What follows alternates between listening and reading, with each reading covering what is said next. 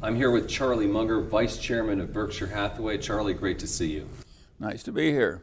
I want to continue with some of the questions that people were asking you at the annual meeting and start maybe with China and trade and tariffs. And you said that even Trump can be right on some of this stuff. Well, yes, when people get mad enough at one politician, they get thinking everything he says and does is wrong, and that's never the case. What would, go ahead, continue, I'm sorry. And all I said was that you don't want to be such an absolute purist for free trade. I'm almost a purist, but not quite. But I wouldn't want the entire steel industry of the United States to move offshore. There's some place where you could draw a line without ruining the world.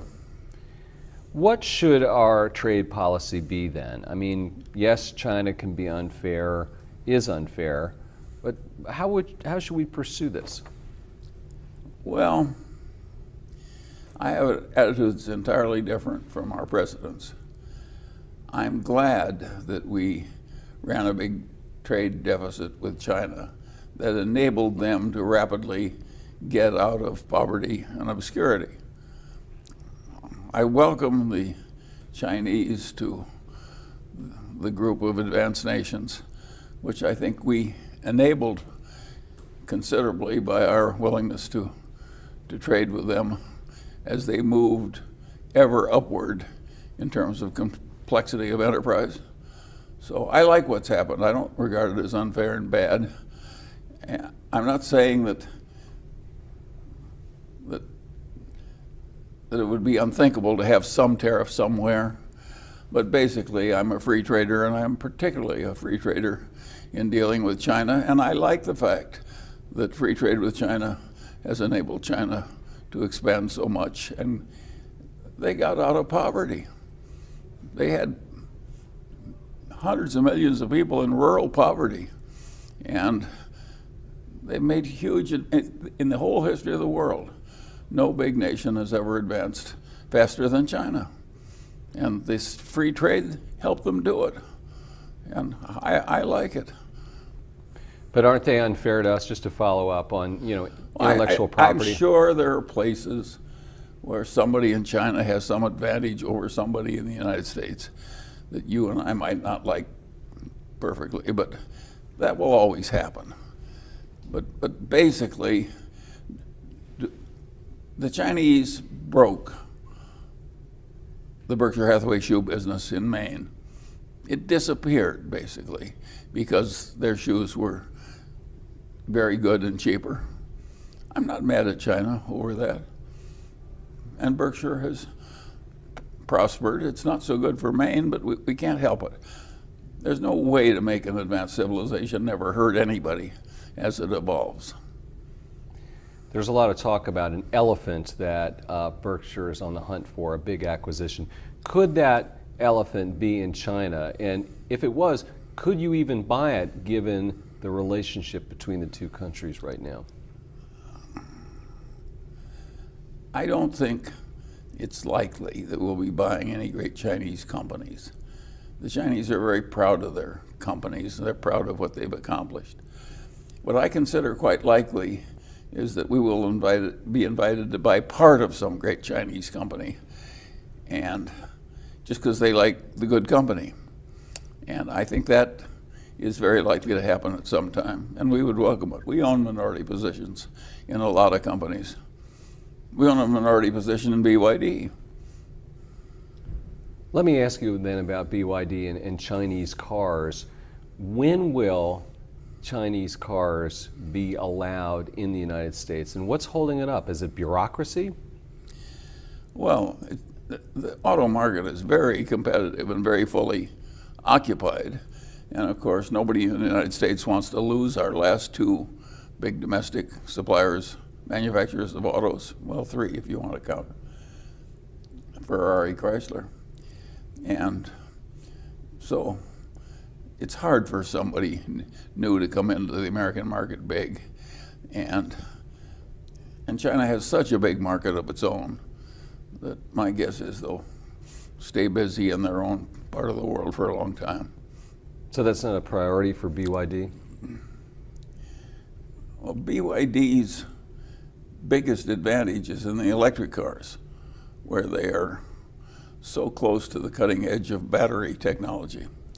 And so they'd be crazy not to emphasize the hybrid and the electric cars over the gasoline cars. Not that they'll go out of the gasoline market, but I think they will be biggest in the hybrid and electric cars. Speaking of electric vehicles, what do you think about Tesla? Is that company going to become a major player? Well, it's already created more significance than anybody would have predicted. And its founder is bold and brilliant and swings for the fences. And of course, people like that get some remarkable results, and sometimes they get some quick failure. And I haven't the faintest idea how Elon Musk is going to turn out, but I think he's got a considerable chance of success and a considerable chance of failure. He seems to like it that way. Have you considered overnight Elon Musk getting into the candy business, as he suggested he might do on Twitter? I didn't hear that. It sounds like wiseassery. I can't criticize anybody else for wiseassery. Let's shift gears a little bit and talk about the single-payer healthcare system that you mentioned. And I think you said that when the Democrats, when the Democrats control both houses. And the presidency. Oh, it would have to be all three. Okay. So, but you really think. I think it will happen. Okay.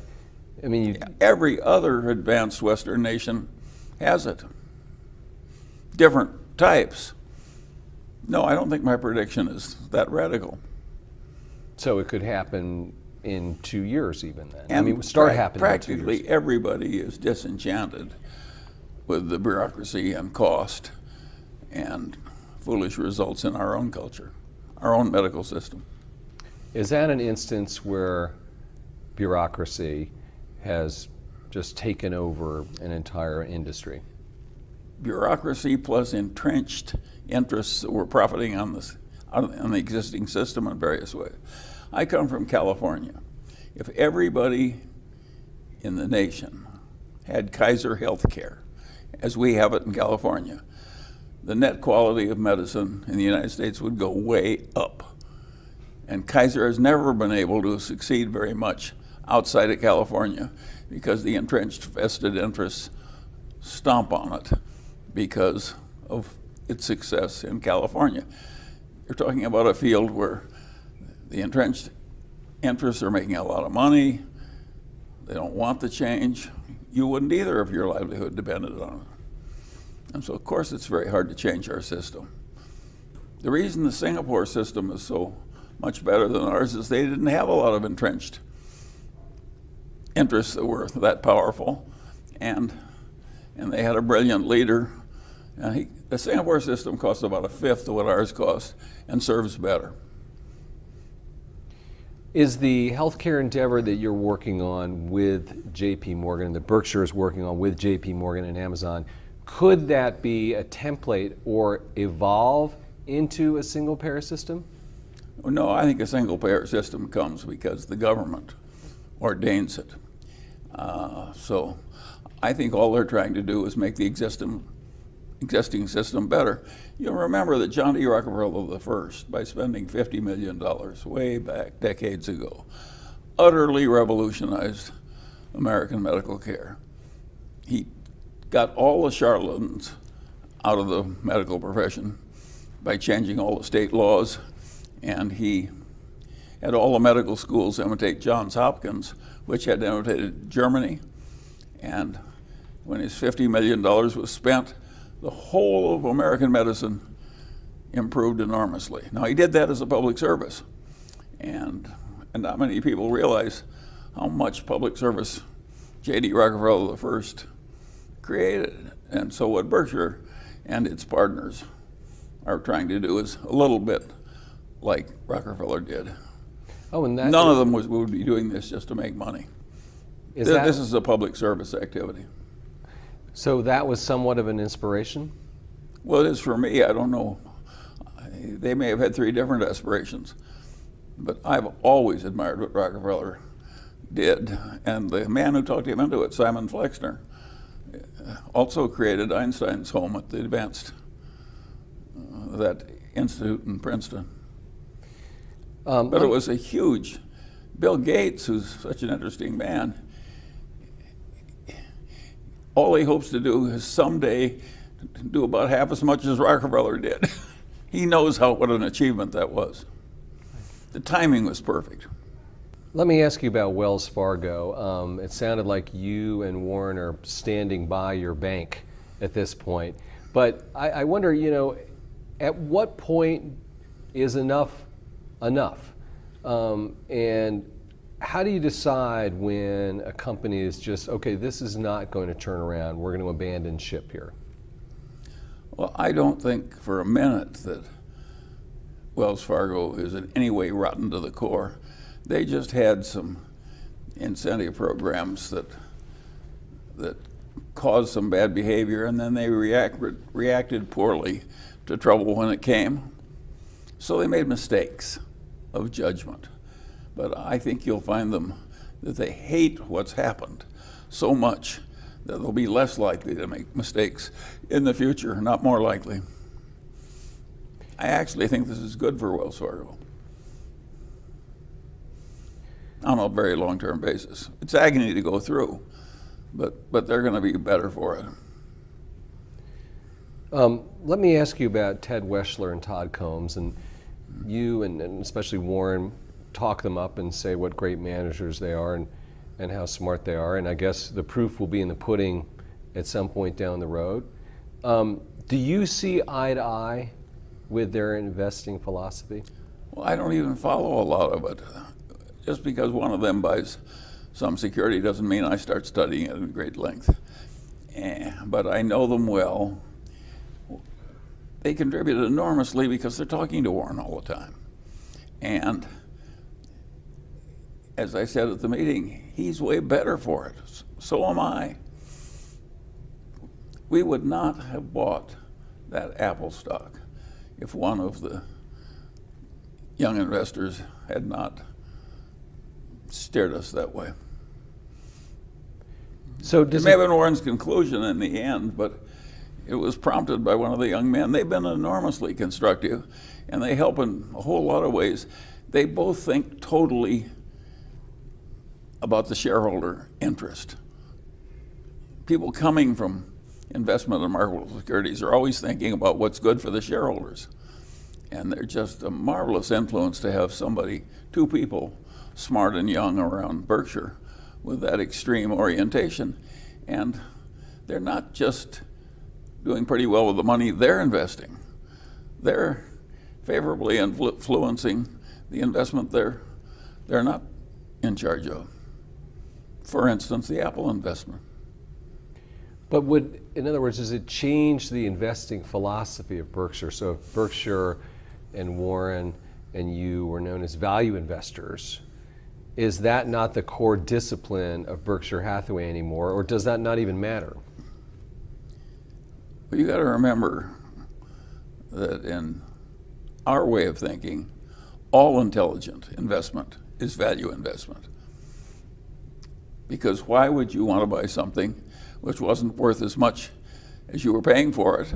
And who wouldn't like buying something for less than it's worth? So the only difference when people talk about value investor, you're always a value investor. Now there are various ways to look for value investments, just as there are various places to fish.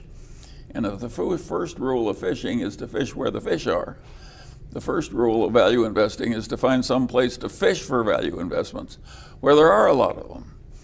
And of course, it's gotten hard in the United States to find easy value investments because the world is so competitive.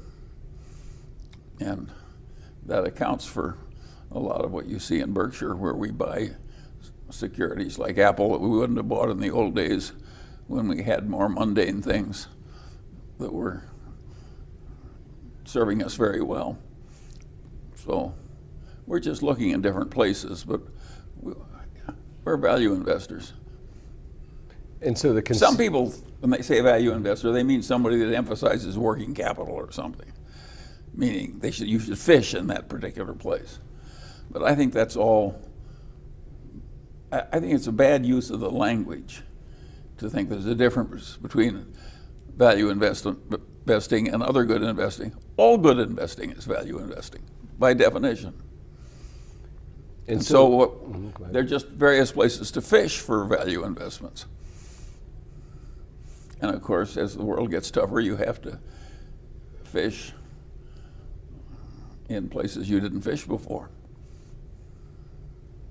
And so the idea with Apple then is that there's value there that's unrecognized by the market. Different kind of value investing, and one with which we're less familiar. But we wouldn't have bought it if we didn't think it was a good investment. Let me ask you about one of your favorite subjects nowadays, I think maybe is Bitcoin. And I know you've had some unpleasant things to say about it. But is there anything there to it at all, Charlie? I mean, should we just dismiss the whole thing? Well, Bitcoin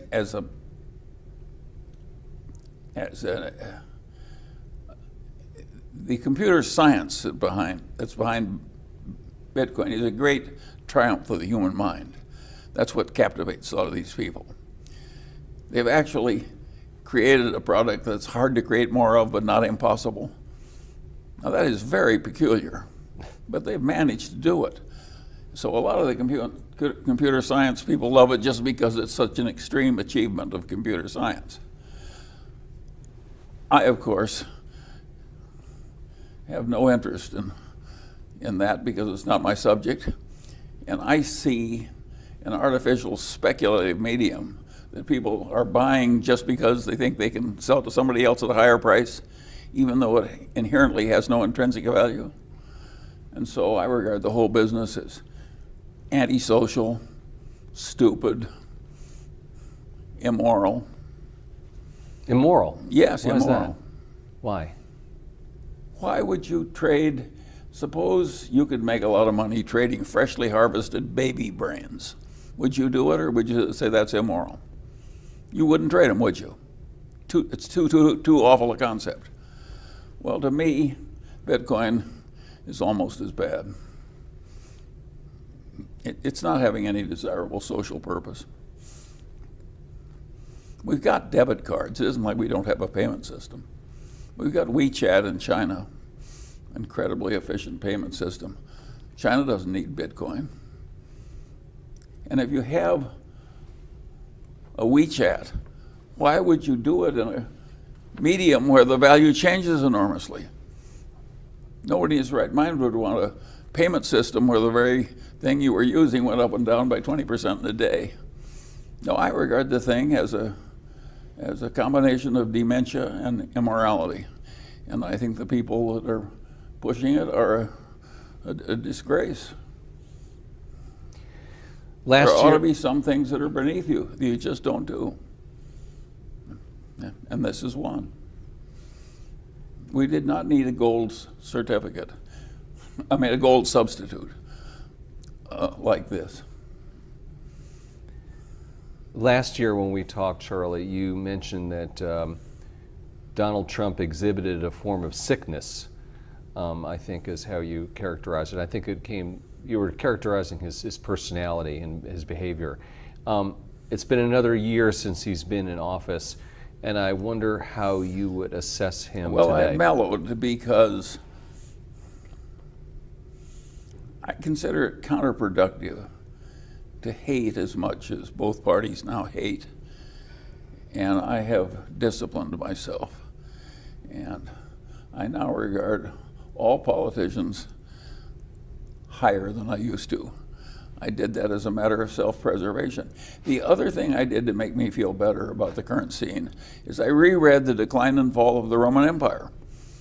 And it goes on for a great many hundreds of pages. And that made me feel a lot better about the current political scene. We're way ahead of the Romans at the end. That's a pretty low bar. Well, I didn't. It's very helpful. I suggest you try it. You will feel better about the present world if you look at that one.